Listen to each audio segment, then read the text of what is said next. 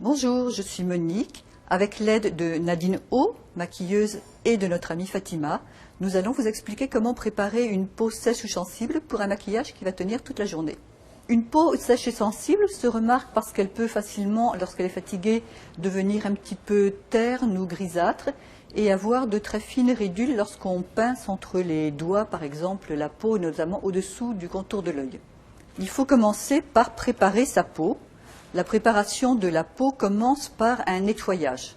Le nettoyage va permettre d'éliminer les traces de maquillage, va permettre d'éliminer les impuretés et aussi de décoller les cellules mortes, d'affiner l'épiderme de façon à booster le renouvellement cellulaire et à permettre donc une peau qui va être plus jeune, plus tonique.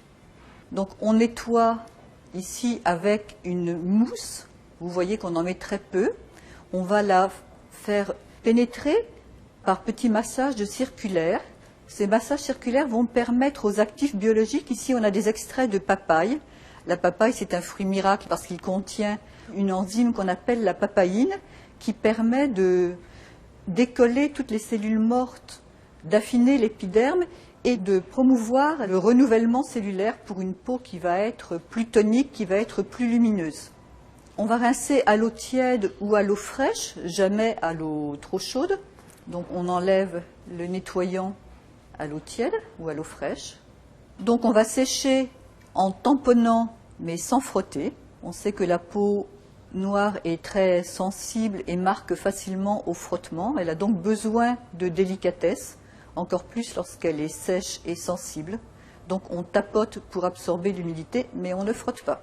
Il est impératif de bien traiter le contour de l'œil. On va utiliser ici une crème qui va booster la microcirculation de façon à éviter l'accumulation de pigments sombres et de bien hydrater la zone délicate du contour de l'œil. C'est une zone qui est très très pauvre en glandes sébacées et qui donc est facilement déshydratée. Pour la journée, on va utiliser une crème hydratante qui va permettre de créer une barrière pour empêcher la déshydratation de la peau. Hydrater, bien entendu, n'est pas graisser. Cette crème va bien isoler l'épiderme, va bien le protéger. En plus, il est important de veiller à ce qu'il y ait un facteur de protection solaire, été comme hiver.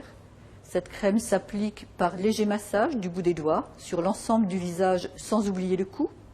Donc la nuit, la peau récupère, on l'hydrate. Là, par contre, dans cette crème, elle sera un petit peu plus riche sans être grasse, mais elle n'aura pas de facteur de protection solaire, puisque la nuit, le besoin ne s'en fait pas sentir. Donc on passe sur le visage et sur le cou, de telle sorte que le matin, la peau soit déjà un petit peu préparée, qu'elle est déjà un petit peu récupérée avant de démarrer le maquillage de jour.